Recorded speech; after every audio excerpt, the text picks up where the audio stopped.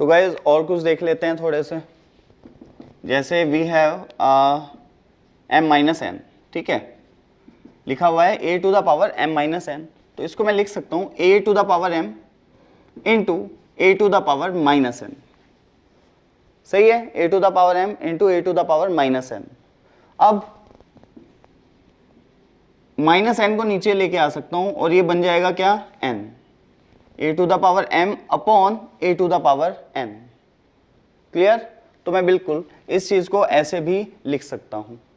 Okay, अच्छा, इसमें अगर किसी को कंफ्यूजन है तो लिख देता हूं a to the power let say minus p, a की पावर क्या है माइनस p, तो इसको कैसे लिखते हैं a to the power p, तो 1 upon a to the power p लिख सकते हो। नेगेटिव पावर नीचे आ जाती है, जैसे 2 की power minus 3 is nothing but 2 की पावर 3, 1 अपॉन 2 की power 3 that is 1/8। Clear? Okay okay. अच्छा, अब यहां पे एक बात ध्यान रखनी है आपको, a should not be equal to 0, a 0 नहीं होना चाहिए, ठीक है, a 0 नहीं होना चाहिए। ऐसा क्यों, तो वो अभी हम आगे डिस्कस करेंगे, a 0 क्यों नहीं होना चाहिए, क्या होता है क्या नहीं, ठीक है। नेक्स्ट अगर मैं कहूँ, मेरे ख्याल से हो ही गए हैं सारे। a माइनस वो m माइनस एन देख लिया हमने, ये देख लिया है, तो बस ठीक है, that is I think sufficient. तो मेरे ख्याल से सबको समझ आ गया होगा, a की पावर m माइनस एन, तो a की पावर m इंटू a की पावर माइनस एन, और a की पावर माइनस एन को हम नीचे लिख सकते हैं। क्लियर? a की पावर माइनस p मतलब क्या होता है, 1 upon a to the power p। सही है? Okay okay.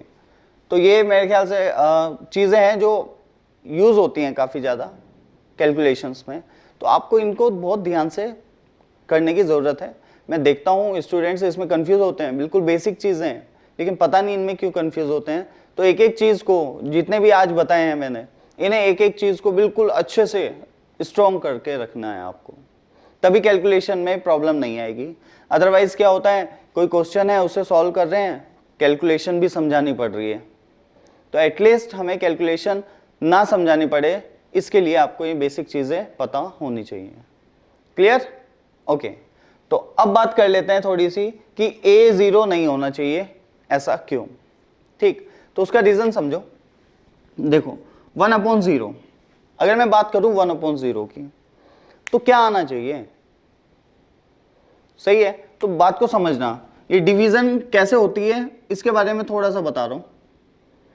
1 अपॉन 0 के बारे में देखो, जैसे यहां पे लिखा है 4 और यहां पे 2, तो 4/2 एक ऐसा नंबर है, 4/2 एक ऐसा नंबर है जिसको अगर 2 से मल्टीप्लाई कर दूं, मान लो इसकी वैल्यू आती है p, 4/2 I don't know, let's say इसकी वैल्यू आती है p, तो 4/2 एक ऐसा नंबर है जो कि p है, वो एक ऐसा नंबर है जब उसको 2 से मल्टीप्लाई किया जाए या डिनोमिनेटर से मल्टीप्लाई किया जाए तो वी गेट न्यूमरेटर।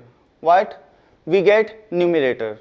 ठीक है, तो division of any two numbers, let's say कुछ भी हो सकता है, मान लो मैंने कह दिया a/b, तो अगर a/b एक ऐसा नंबर है, a/b एक ऐसा नंबर है जिसको अगर b से मल्टीप्लाई करूं, b क्या, b फॉर बॉल, जिसको अगर b से मल्टीप्लाई करूं तो a मिलना चाहिए।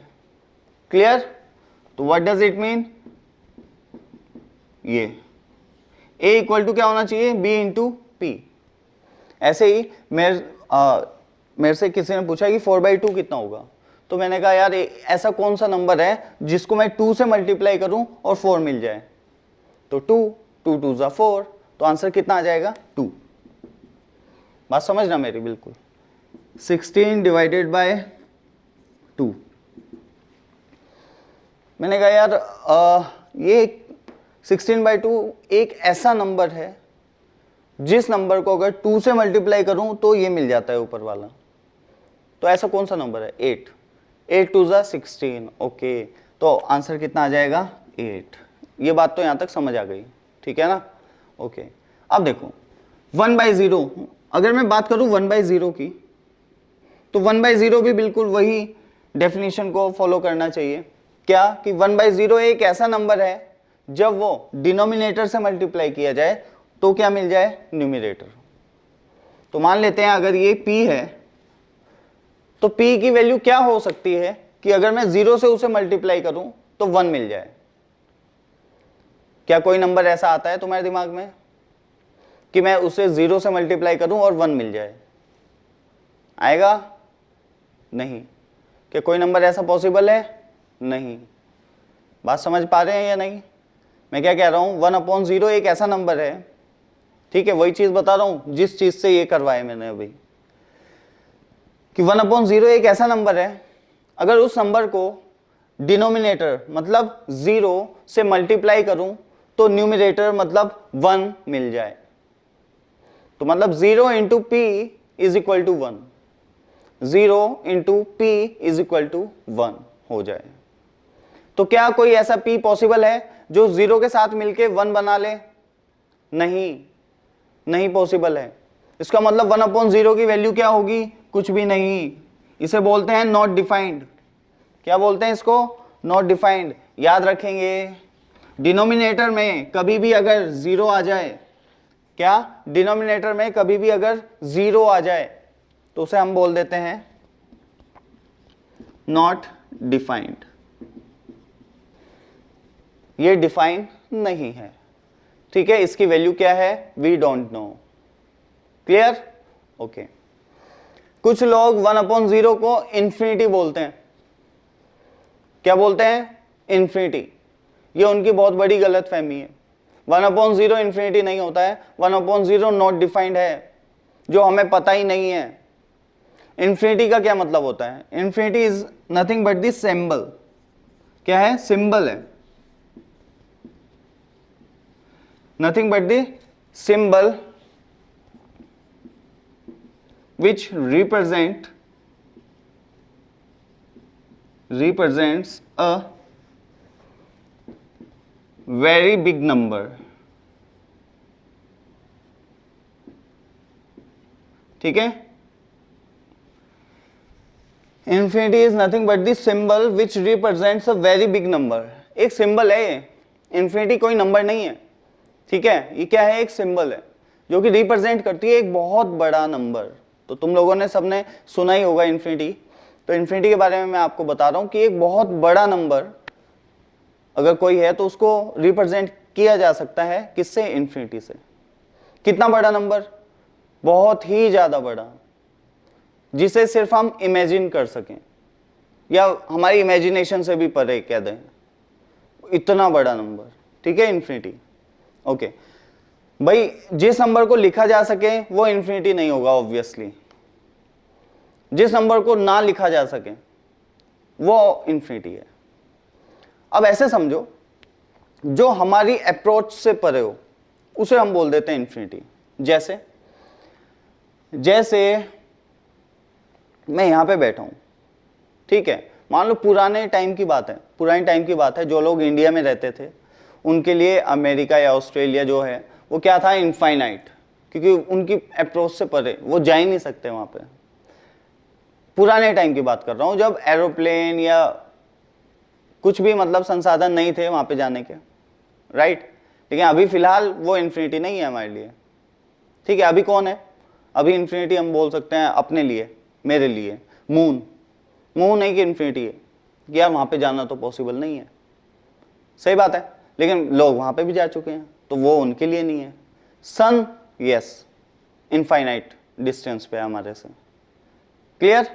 हम बोल सकते हैं, बोल सकते हैं इतनी दूर है। अगर मैं अप्रोच करना चाहूं, सन पे जाना चाहूं तो इनफाइनाइट डिस्टेंस है या इनफाइनाइट ही टाइम लगेगा। क्लियर? तो ऐसा है कुछ।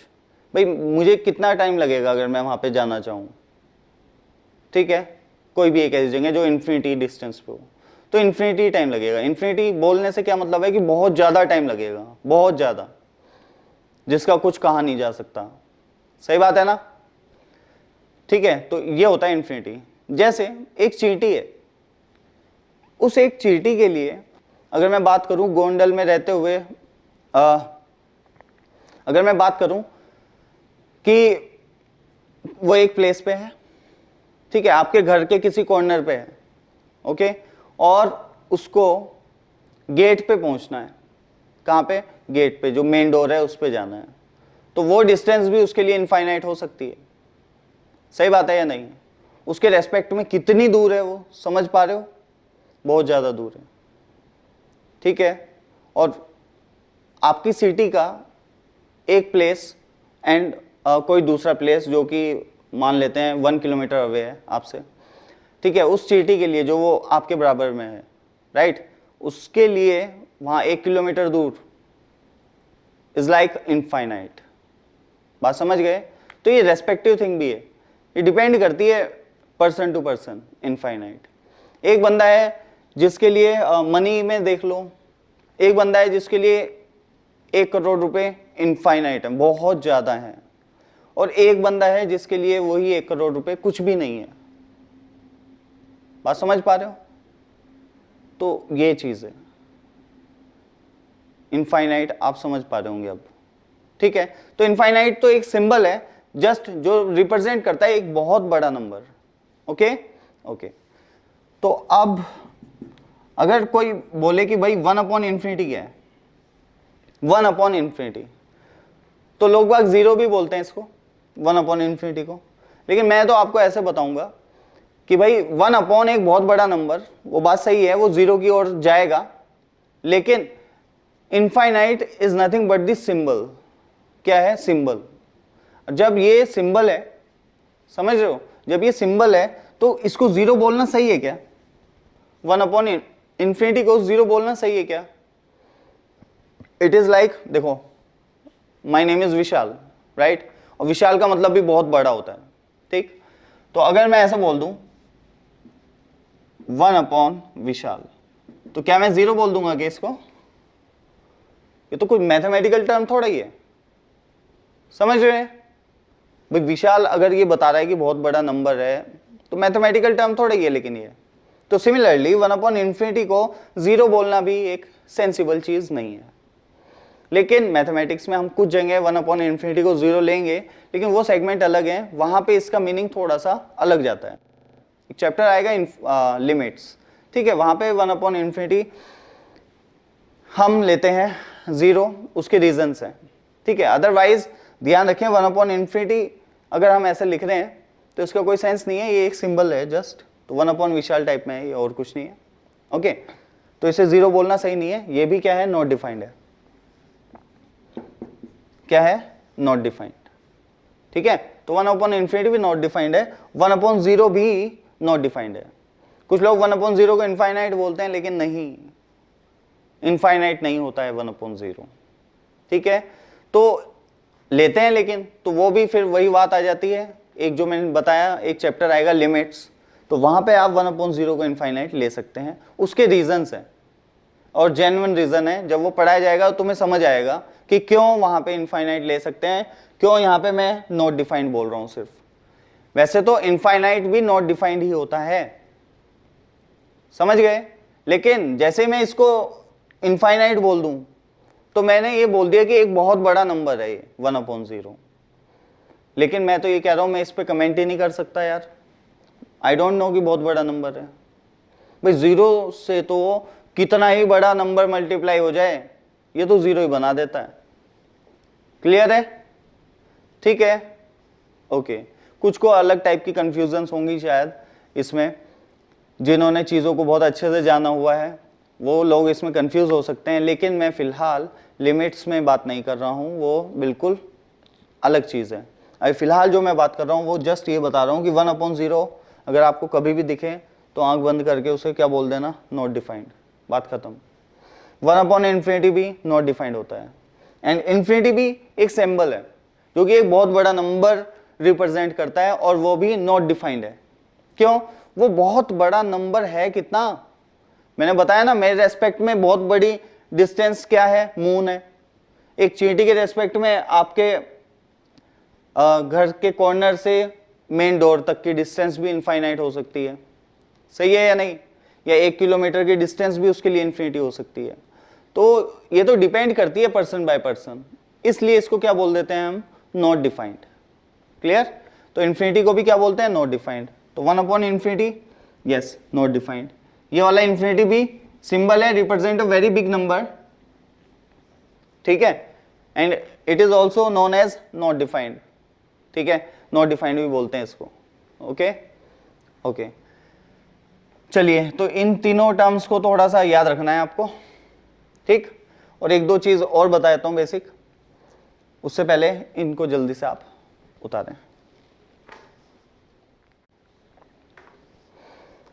सो गाइज, अब दो तीन चीजें हैं वो हमेशा आपको याद रखनी है कि कभी भी अगर ऐसा कुछ लिखा है 1 अपॉन एक्स, क्या 1 अपॉन एक्स, तो आपको उसके साइड में एकदम से लिख देना है कि x should not B 0, x should not be what? 0, 0 नहीं होना चाहिए। क्यों?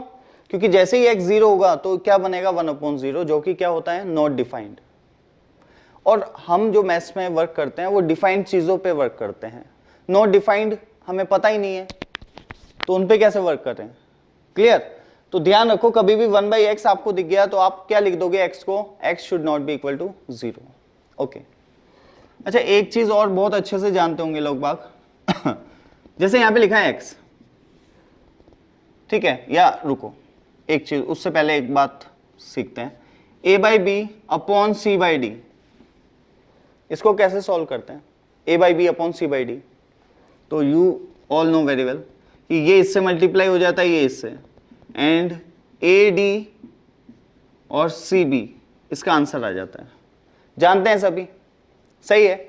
इस टाइप की कैलकुलेशन ऐसे की जाती है। साइड में फिर भी एक बार दिखा रहा हूँ, 3/2 एंड 5/9, तो ये इससे और ये इससे कितना बनेगा? 27 डिवाइडेड बाय 10, कितना आ गया? 27 डिवाइडेड बाय 10।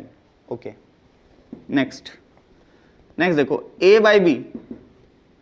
a/b को मैं लिख सकता हूं, ध्यान से देखना, a/b को मैं लिख सकता हूं 1 अपॉन b/a, a/b को लिख सकता हूं 1 अपॉन b/a। बात सही है या नहीं? कुछ लोगों को यहां पे समझ नहीं आई ये बात, वो देखो 1 अपॉन b/a, इसको कैसे करें? तो ध्यान से देखो, डिनोमिनेटर और न्यूमिनेटर देखना होता है आपको। यहां पे डिनोमिनेटर और न्यूमिनेटर कौन है? 3/2, डिनोमिनेटर कौन है? 5/9, सही है। तो ऐसा कुछ हुआ, यहां पे न्यूमिनेटर कौन है? 1, तो आप 1 को भी इसकी फॉर्म में लिख लो। देखो 1 डिवाइडेड बाय 1, 1 को मैं लिख सकता हूं 1 अपॉन 1, क्लियर? ओके, और इसको लिख सकता हूं b/a, 1 अपॉन 1 एंड क्या लिख सकता हूं? b/a। तो जैसे यहां पे था ना 1 अपॉन b/a, ये डिनोमिनेटर टर्म है पूरी, क्लियर? देखो अब ध्यान से, तो b इससे मल्टीप्लाई होगा, b इससे, आंसर आएगा a/b। आंसर क्या आ गया? a/b, क्लियर है?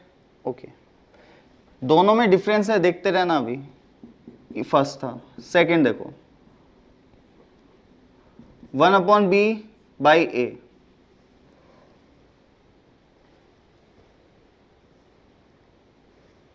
इसको सेम मत समझना, ये सेम शायद लग रहा होगा 1 अपॉन b/a, 1 अपॉन b/a, ठीक है, अलग है। यहां पे न्यूमिनेटर कौन है? 1 अपॉन b, और डिनोमिनेटर कौन है? a। जब एक भी टर्म कुछ इस टाइप में लिखी हुई हो कि समथिंग अपॉन समथिंग, न्यूमिनेटर या डिनोमिनेटर में से कोई भी एक कुछ ऐसा लिखा हो, समथिंग अपॉन समथिंग, तो दूसरे वाले को भी ऐसे ही लिख लो, 1 upon b divided by a/1, ऐसे लिख लो। मैं ये क्यों पढ़ा रहा हूं? ये इसलिए पढ़ा रहा हूं कंफ्यूज ना हो। कुछ लोग बिना बात इन चीजों में कंफ्यूज होते हैं जो हमने 10th तक पढ़ी हैं, तो ऐसी कंफ्यूजन ना आए, इसलिए ये बेसिक्स में क्लियर करने की कोशिश कर रहा हूं। ओके ओके, तो मैं क्या कह रहा हूं, ये दोनों चीजें सेम लगती हैं कुछ लोगों को, क्या 1 अपॉन b/a और 1 अपॉन b/a, दोनों में डिफरेंस है, वो मैं दिखा रहा हूं। मैं क्या कह रहा हूं, कभी भी अगर आपके पास ऐसा हो, एक नंबर दिया गया है जिसमें न्यूमिनेटर और डिनोमिनेटर, न्यूमिनेटर तो एक जस्ट एक इंटीजर है, क्या है, जस्ट एक इंटीजर। लेकिन डिनोमिनेटर इंटीजर नहीं है, सही है, डिनोमिनेटर इंटीजर नहीं है। मान लो वो किसी फॉर्म में लिखा हुआ है b बाई ए की फॉर्म में, क्या b बाई ए की फॉर्म में, और न्यूमिनेटर तो जस्ट 1 लिखा हुआ है। तो जो इंटीजर है ना उसे भी b बाई ए की फॉर्म में बनाओ, उसी टाइप की फॉर्म में बनाओ। तो 2 को लिख सकता हूं 2 बाई 1, 3 को लिख सकता हूं 3 बाई 1, सही है। तो ऐसे, तो मैंने 1 को लिख लिया 1 बाई 1, और नीचे वाला तो as it is b by A. तो मुझे समझ आ गया कौन कहां पे मल्टीप्लाई होगा, b से b, वो b किससे होगा 1 से, और a किससे होगा 1 से। तो ये तो ऊपर आ गया a, और b नीचे आ गया, तो a बाई b आ गया आंसर। या तो आप डायरेक्ट याद रखो 1 upon b by A equal to a by b, बात खत्म, ठीक है। लेकिन अब यहां पे देखो 1 बाई b बाई a, इस बार न्यूमिनेटर कौन है 1 बाई b, और डिनोमिनेटर कौन है a, जो कि मैं बोल रहा था ना इंटीजर, ठीक है। तो मैंने क्या किया, जो इंटीजर है उसको भी किस फॉर्म में बना लिया, उसी फॉर्म में, समथिंग अपॉन समथिंग। तो a को लिख लिया a बाई 1। अब फिर से वही तरीका लगाओ, ये इससे कितना आएगा 1 अपॉन बी ए, कितना 1 अपॉन बी ए। तो यू कैन सी ये है 1 अपॉन बी ए और ये है a बाई बी। तो इन बातों को ध्यान रखें भाई, इनमें कंफ्यूज नहीं होना। तो a बाई बी को लिख सकता हूं 1 अपॉन बी बाई ए, यहां पे देखा हमने, ठीक है। तो 1 upon B by A is equal to a by B, इसी चीज को ऐसे लिख दिया। Next 1 upon B by A, 1 upon B by A, ठीक है, is equal to 1 upon B A, क्या 1 अपॉन बी ए। तो ये बात तुम्हें समझनी चाहिए, 1 अपॉन बी बाई ए कितना है 1 अपॉन बी ए, और 1 upon B by A is equal to A by B. यहां पे न्यूमिनेटर 1 है, डिनोमिनेटर है b बाई ए। यहां पे न्यूमिनेटर है 1 by A, sorry 1 by B, और न्यूमिनेटर है, वेट, यहां पे न्यूमिनेटर है 1 बाई बी और डिनोमिनेटर है a। क्लियर। तो दोनों चीजें बिल्कुल डिफरेंट हैं, देखने में थोड़ी बहुत एक जैसी लगती हैं लेकिन नहीं है, और दोनों के आंसर्स आएंगे अलग। ओके, तो इन चीजों का थोड़ा सा बेसिक्स है, इन्हें याद रखें। ये बात मेरे ख्याल से सबको समझ आ गई होगी, क्लियर है। ओके, उसको भी देख लेना, वैसे वो चीज़ मैंने यहाँ पे लिख दी है, ठीक। तो उधर से मैं हटा रहा हूँ और फिर थोड़ा सा और एक्सटेंड करते हैं इस डिस्कशन को, और एक दो चीज़ें और लिख देते हैं। जैसे मैं कहूँ कि a लिखा हुआ है a, ठीक है। a को मैं लिख सकता हूँ 1 अपॉन 1 बाई ए, क्या 1 अपॉन 1 बाई ए, सही है या नहीं। ये सभी को मेरे ख्याल से समझ आ रहा होगा। फिर भी नहीं आ रहा तो एक बार देख लो, इसमें न्यूमिनेटर 1 है और डिनोमिनेटर है 1 बाई ए। तो 1 को भी मैं ऐसे ही लिख रहा हूँ 1 अपॉन 1 और 1 अपॉन ए, तो 1 से 1 और a से a, तो आंसर क्या आ जाएगा a। इसका मतलब कि दोनों सेम है, इससे ये प्रूव कर दिया मैंने दोनों सेम है। तो अब a को आप हमेशा लिख सकते हो क्या, a को क्या लिख सकते हो 1 अपॉन 1 बाई ए। लेकिन there is a restriction, what, a should not be equal to 0, a 0 नहीं होना चाहिए, ठीक है। क्यों, देखो अगर इधर की बात करूं, इधर a अगर 0 हो गया तो कोई प्रॉब्लम नहीं है, ठीक। लेकिन अगर इधर a 0 हो गया, जो आपने इसको ऐसे लिखा, और यहाँ पे a 0 है, तो क्या बनेगा देखना, 1 अपॉन 1 बाई 0, क्या बन गया 1 अपॉन 1 बाई 0। और 1 अपॉन 1 बाई 0, 1 बाई 0 क्या होता है, नॉट डिफाइंड। तो इसकी वैल्यू आ पाएगी क्या, कुछ नहीं, ये क्या बन जाएगा, नॉट डिफाइंड। 1 अपॉन 0 क्या होता है, नॉट डिफाइंड, और 1 अपॉन नॉट डिफाइंड क्या होगा, वो भी नॉट डिफाइंड। तो ओवरऑल कभी भी आप ये तरीका लगाएंगे तो हमेशा क्या लिखेंगे, a should not be equal to 0, तभी ये अप्लाई कर सकते हैं आप। किसी भी नंबर को ऐसे लिख सकते हो, तब कोई भी x या y कुछ भी दिया है, मान लो लिखा है x, ठीक है, लिखा है x को लिख दिया 1 अपॉन 1 बाई एक्स, तो आपको साइड में लिखना पड़ेगा x should not be equal to 0। सबसे पहली बात ये ध्यान रखें। दूसरी बात, इस पे ही आ रहा हूं जो अभी यहां पे वर्कआउट किया हमने, x बाय वाई। अगर आपको लिखा हुआ है x बाय वाई, तो इसको देखते ही जैसे ही लिखा हुआ है x बाय वाई, तो मैंने एक चीज साइड में लिख दी कि y should not be equal to 0। सबसे पहले तो क्योंकि y अगर 0 हो गया तो ये क्या हो जाएगा, नॉट डिफाइंड। क्या हो जाएगा, नॉट डिफाइंड। ये बात तो क्लियर होगी कि भाई यहां पे y क्या होना चाहिए, नॉट इक्वल टू 0। ठीक है, ध्यान रखना डिनोमिनेटर में कभी भी 0 नहीं बनना चाहिए। ओके, अब देखो मैं क्या कर रहा हूं कि x बाय वाई को क्या मैं ऐसे लिख सकता हूं, x by Y, yes. a by B को क्या लिख सकते हैं, 1 अपॉन बी बाई ए, वही चीज है। ओके, लेकिन अब यहां पे देखो प्रॉब्लम क्या आई, सॉरी x बाय वाई नहीं, y बाई एक्स।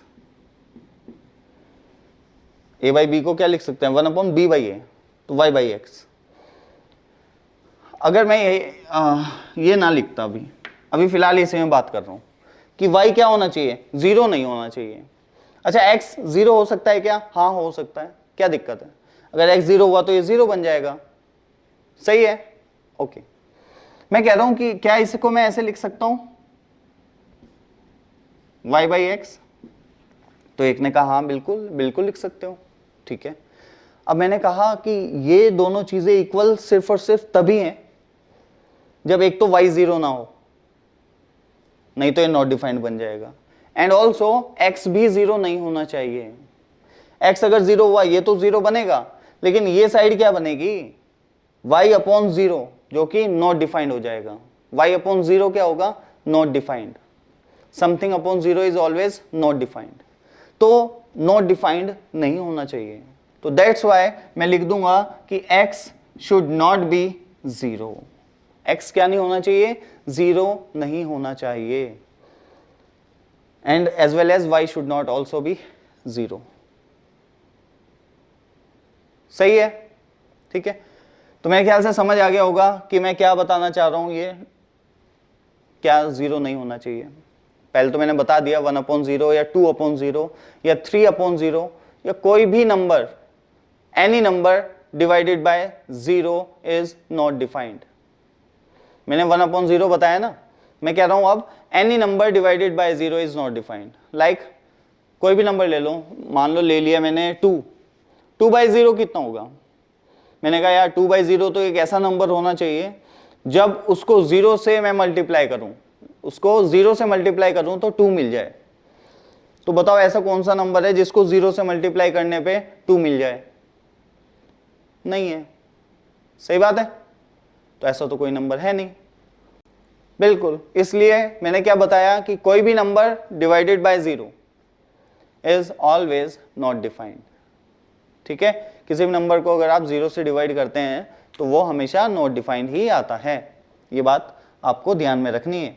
तो कहीं पे भी जब सम न्यूमरेटर अपॉन डिनोमिनेटर है तो denominator should not be equal to 0 हमेशा। जैसे मुझे x बाई वाई दिखा तो मैंने साइड में लिख दिया y should not be equal to 0। फिर मैंने इसको क्या लिखा, 1 upon Y by X. X by Y को क्या लिखा, 1 अपॉन वाई बाई एक्स। और ऐसा लिखने से इस बार डिनोमिनेटर, ये जो टर्म है ना डिनोमिनेटर की टर्म, पूरे की डिनोमिनेटर की टर्म, ये भी न्यूमिनेटर अपॉन डिनोमिनेटर की फॉर्म में लिखी है। और इसका जो डिनोमिनेटर है वो कौन है, x। तो डिनोमिनेटर तो किसी का भी 0 नहीं होना चाहिए, तो x भी 0 नहीं होना चाहिए। ये दोनों चीजें सिर्फ और सिर्फ तभी पॉसिबल हैं जब x should not be equal to 0, ठीक है। सिमिलरली ये यहाँ पे इस साइड में a 0 हो जाए कोई दिक्कत नहीं है, लेकिन अगर a यहाँ पे 0 हुआ तो दिक्कत है, ये नॉट डिफाइंड हो जाएगा। तो a को अगर 0 यहाँ पे मैंने पुट कर दिया तो इधर क्या बनेगा, 0, इधर बनेगा नॉट डिफाइंड। इसका मतलब क्या ये इक्वालिटी होल्ड करेगी, क्या ये दोनों बातें इक्वल होंगी, नहीं। तो मैंने बोल दिया कि भाई a 0 नहीं होना चाहिए। अगर a 0 हुआ तो ये दोनों इक्वल नहीं आएंगे, ये 0 आएगा और ये आएगा नॉट डिफाइंड। सिमिलरली यहाँ पे भी कि अगर x 0 हुआ तो ये दोनों इक्वल नहीं आएंगे, क्यों, क्योंकि ये क्या आएगा 0 जब x को आप 0 पुट करोगे, और ये क्या आएगा नॉट डिफाइंड, समथिंग अपॉन 0। तो something upon 0 is always not defined. Clear. तो ये कुछ बेसिक्स थे हमने यहाँ पे सीखे। एक दो चीजें और देख रहे हैं, ठीक, वो क्या है देखो, ये तो सबको पता ही है वैसे। तो जैसे कोई भी नंबर है a, उसकी पावर 0 हमेशा क्या होती है 1, हमेशा क्या होती है 1। तो किसी भी नंबर की पावर 0 हमेशा क्या हो जाएगी 1। क्लियर? जैसे क्यों, ऐसा क्यों, तो ऐसे देख लो, 2 टू द पावर 4 कितना होगा 16, 8, 4, 2 एंड 0। देखो पावर्स को एक एक कम कर रहा हूं, एक एक कम कर रहा हूं या नहीं, ठीक है। अब ध्यान से देखना, ये 16 है, 16 से 8 कैसे मिला, जब 16 को 2 से डिवाइड किया तो 8 मिल गया, फिर 8 को 2 से डिवाइड किया तो 4 मिल गया, 4 को 2 से डिवाइड किया तो 2 मिल गया, 2 को 2 से डिवाइड करूंगा तो क्या मिलेगा 1। तो यू कैन सी पैटर्न, ठीक है। तो ये पैटर्न के जरिए मैंने तुम्हें आपको बताया है कि क्यों है क्या है। अदरवाइज और हम बाद में देखेंगे, लोगरिथम में भी हम थोड़ा सा इसे कनेक्ट कर सकते हैं, लोगरिथम भी हम जल्दी ही पढ़ेंगे, ठीक है, उसकी प्रॉपर्टीज कैसे उस पर वर्कआउट करते हैं कैसे नहीं।